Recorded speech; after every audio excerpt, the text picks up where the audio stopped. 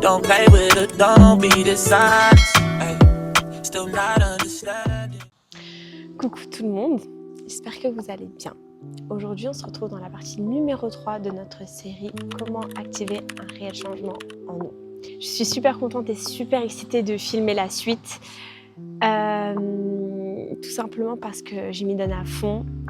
J'ai vraiment hâte d'avoir vos retours sur ces vidéos. J'espère que les 2-3 premières parties ont pu vous aider et ont su créer quelque chose en vous. Donc là, on va aller un petit peu plus en profondeur.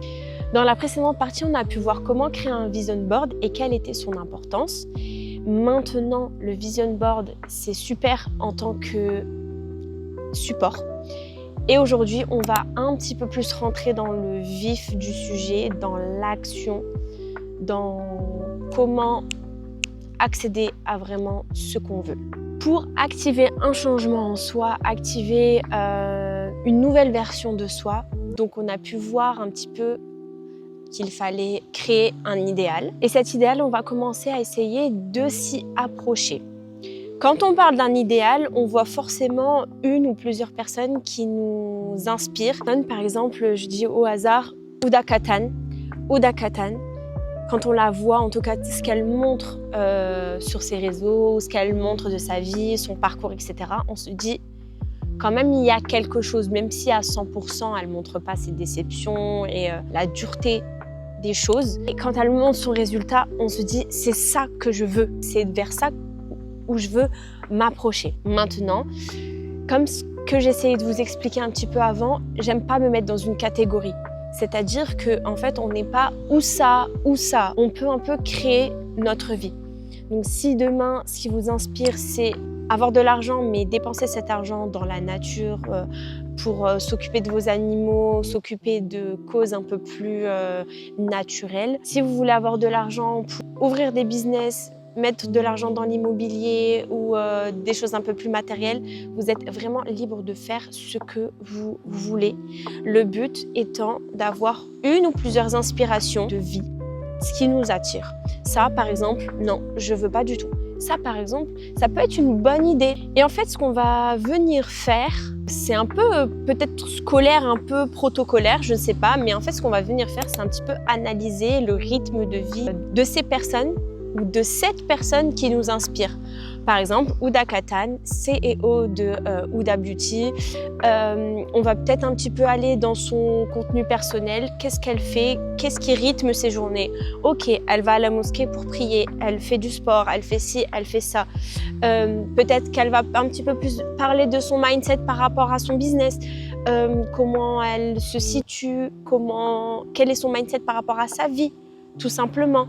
Et en fait, ce qu'on va venir faire, c'est vraiment s'inspirer et prendre ça vraiment comme un exemple et se dire ok, en fait cette personne, si elle a ça, c'est pas comme ça pour rien, elle est pas née avec, elle l'a acquéri, donc moi aussi je suis capable de l'avoir. On va venir aussi consommer du contenu de personnes qui nous inspirent. Donc sur notre page YouTube, on va venir faire un tri, retirer toutes les personnes qui sont un petit peu inutiles ou qui sont plus alignés avec ce qu'on veut, et on va venir commencer à suivre des gens, que ce soit sur YouTube, que ce soit sur Instagram, sur TikTok.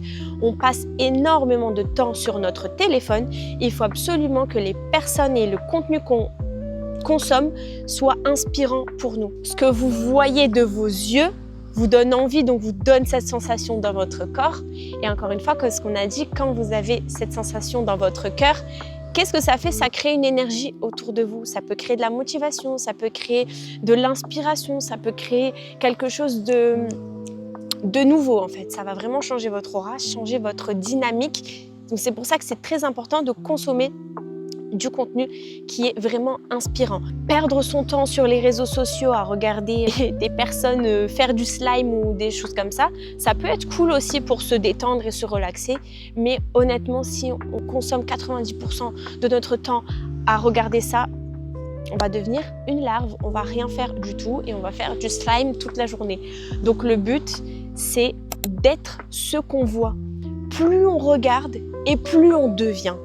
Plus on consomme du contenu d'Aesthetic Girl etc. Et plus on va avoir envie, vous pouvez regarder des petits formats sur TikTok, vous pouvez regarder des plus longs formats sur YouTube. Ce qui est cool aussi sur YouTube, ou du moins sur les vidéos un peu plus long format, c'est qu'on voit aussi la personnalité de la personne, on voit aussi qu'elle est humaine, on voit ses défauts. Alors que sur TikTok, c'est un peu lissé, on voit juste le côté esthétique, on voit juste le côté parfait des choses. Mais c'est bien aussi de se rendre compte que on est tous humains. Ok, on a fait tous des erreurs, on a tous nos traits toxiques, on a tous nos défauts. Et même si sur YouTube et sur les longs contenus, c'est un peu plus lissé, mais on voit quand même un peu plus d'authenticité. Donc je vous tends un petit peu plus à consommer ce genre de contenu. Mais attention, sur TikTok, c'est très important, on nettoie sa For You page et on met vraiment des choses qui nous inspirent, qui nous donnent envie, qui...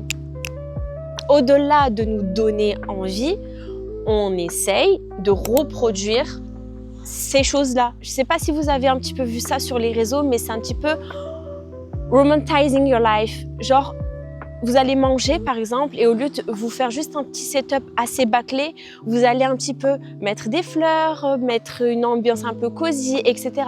Ça va être dans ce genre d'action envers vous-même. Romanticizing your life, mettre un peu plus de glamour. Si vous n'en êtes pas capable, faites-le à votre échelle. Comme je vous disais, juste allumer une bougie, vous mettre une petite ambiance. Ça peut être ça pour un repas, ça peut être ça aussi pour aller à la salle de sport. En fait, mettre des vêtements où on se dit là aujourd'hui, je give. Là, mon énergie, elle est forte. Je vais à la salle pour moi, pour me donner à 100% et se sentir bien dans ses vêtements, etc. Je sais que, par exemple, si je peux vous donner mon exemple, j'ai fait un tri énorme dans mes vêtements. C'est-à-dire que vous savez que je suis saisonnière, je bouge énormément.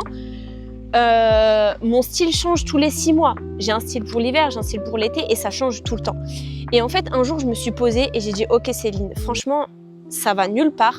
Tu mets des vêtements qui ne sont plus du tout en adéquation avec ce que tu veux. » J'ai tout vendu. J'ai tout vendu sur Vinted, où j'ai tout donné à des associations, où j'ai tout jeté, vous voyez, dans les bennes de relais, etc. J'ai vraiment tout dégagé pour remettre tout à zéro et pour me dire, ok, maintenant quand j'achète des vêtements, chaque pièce que je vois, ne serait-ce qu'un débardeur, ne serait-ce qu'un legging, ça doit résonner en mode it's giving, it's giving. On mérite pas moins les filles de se sentir bien dans nos vêtements. Et j'ai fait la même chose sur mon make-up, sur tout, en fait, tout. Mes accessoires, mes sacs, mes chaussures, toutes les choses que je me disais, mais en fait, à quoi bon, à quoi ça sert que je garde ça? Parce que quand je les porte, en fait, je me sens pas spécialement fleurie, je me sens pas spécialement haute en énergie. Je vais les mettre de côté, je vais les donner à des personnes qui en ont besoin, ou je vais les vendre, ou je vais juste m'en débarrasser pour en fait remettre tout à zéro. Alors attention, parce que ça a un coût financier, tout ça, bien sûr. Il faut en avoir conscience que faire du tri dans ses vêtements, dans son make-up, etc., ça a un coût. Mais moi, j'ai vraiment préféré tout retirer. Et maintenant, ce que je fais, c'est que mes achats sont beaucoup plus réfléchis, sont beaucoup moins compulsifs. Quand j'achète, par exemple, je vais acheter une tenue. Donc, je vais me dire, ok, je vais acheter le haut, le bas et par exemple les chaussures ou un accessoire. Et c'est comme ça que petit à petit, je change ma garde-robe et petit à petit, je me sens beaucoup mieux dans les vêtements, par exemple, que je porte ou le make-up que j'utilise, du make-up un peu plus de qualité parce qu'en fait, je me dis que je ne mérite pas moins. Oui, il y a des produits qui font très bien l'affaire, qui valent 2 €, mais par contre, pour mon teint, par exemple, quelque chose que j'utilise tous les jours, quelque chose qui peut clairement changer la texture de ma peau, bah, je préfère mettre un peu plus de prix. J'ai un peu priorisé, c'est-à-dire qu'il y a des personnes qui vont se dire « Ok, ma priorité de ce mois, ça va être mon make-up. Et je vais tout changer. Ma priorité actuellement, c'est mes vêtements. Je vais tout changer, etc. etc. » Serait-ce que prendre les vêtements, les mettre à part, symboliquement, c'est déjà assez fort parce que on met à part une partie de nous qui n'est plus. Et on met l'accent sur des vêtements récents ou anciens, mais en tout cas qui nous donnent plus envie de les porter. Je parle vraiment des vêtements parce que on s'habille tous les jours, mais ça peut être très bien aussi, comme je vous disais, le parfum, le make-up, les accessoires pour les cheveux, pour les bijoux, etc. etc. C'est très important que quand vous ouvriez votre penderie ou quand vous ouvriez votre salle de bain, que en fait ça résonne en vous et que vous dites là, aujourd'hui, je vais me préparer et je vais vraiment briller. Mon aura va être hyper forte, mon aura va être brillante et aujourd'hui, je me sens confiante. On a fait l'introspection, on sait ce qu'on veut maintenant parce qu'on a fait un vision board. On sait à peu près ce que notre idéal fait pour avoir cette vie. Ben maintenant, c'est à nous aussi de faire le tri et de petit à petit tendre vers ça. C'est un travail qui, pour ma part, m'a mis plusieurs mois, plusieurs semaines. Ça a été une décision qui a été réfléchie. Ça a été une décision en fait où je me suis dit « Ok, là, ça va vraiment concrètement changer quelque chose. » Donc, je l'ai fait et j'étais sûre de moi. Tout n'est pas bon à aller à la benne. Vous pouvez récupérer des choses. Le but, c'est vraiment de mettre en lumière des choses qui vous mettent en confiance et qui vous font briller. Le but, ça va vraiment être de passer à l'action. De passer à l'action. C'est bien beau d'avoir des idées, c'est bien beau de visualiser, etc. Moi, je vais toujours être la pro de la manifestation, d'attirer par le positif, etc. Mais tout ça sans action, ça devient de l'anxiété, les filles ou les garçons. En fait, ça va pourrir dans votre esprit. Vous allez vous sentir pas capable. Alors que pas du tout, en fait, pas du tout. Le but, c'est tout à fait l'inverse, c'est d'entraîner notre cerveau à penser qu'on est capable, à penser que cette personne a eu cette vie, mais moi aussi, en fait, je vais l'avoir tout simplement en changeant mes habitudes. Ce qu'il faut aussi savoir, c'est que les habitudes mettent vraiment 30 jours à être assimilées. Donc pendant 30 jours, ça va vous demander un effort monstre. Ça va vous demander un effort monstre de chaque jour vous habiller, vous apprêter, pour être confiante, parce que si vous n'avez pas l'habitude de ça ou si des fois vous vous négligiez, par exemple, vous dites « Oh, je veux juste mettre ça pour sortir vite », ça va vous demander un effort d'aller à la salle de sport, de vous donner à 100%, ça va vous demander un effort d'écrire sur votre journal tous les jours, ça va vous demander des efforts sur 30 jours. Et après 30 jours, ça va être assimilé comme une nouvelle habitude. Donc si tous les jours, vous faites des petites actions qui changent, en 30 jours déjà, vous allez pouvoir voir des résultats. Ça va être des résultats sur votre attitude, sur votre énergie, sur comment vous vous sentez, etc. En fait, l'action efface le doute. Donc, passer à l'action, ça va effacer tous vos doutes. Si vous sentez que vous avez peur, que vous ne savez pas si par exemple vous aimez ça ou ça, vous allez essayer des nouvelles choses. Vous allez vous sortir de votre zone de confort. Et donc, forcément, vous allez voir oui, effectivement, me préparer, ça me fait plaisir. Acheter des nouveaux vêtements, ça me fait plaisir. Travailler sur moi, ça me fait plaisir. Et vous allez commencer, encore une fois, à mieux vous connaître, à connaître les choses qui vous font plaisir. Et c'est comme un nouveau sport, finalement. Vous allez vraiment vous entraîner à faire des nouvelles choses. Et il y aura des choses qui, au début, ne vont pas vous plaire. Et en fait, petit à petit, ça va vraiment vous aider et effacer vos doutes et aussi clarifier votre esprit. Voilà les filles, donc je pense que pour cette partie, j'ai parlé de tous les sujets possibles. J'espère que ça a été clair. Pour cette partie, malheureusement, je n'ai pas vraiment de livre à vous conseiller. Je peux vous parler d'un livre qui s'appelle « Comment devenir super conscient » de Joe Dispenza, qui vient vraiment parler de la force du cerveau et aussi comment on peut réussir à casser des schémas et à passer à l'action. Le livre, c'est vous face à votre journal qui va vous dire « Ok, bon là, je ferme le journal et je passe à l'action. » Et voilà tout.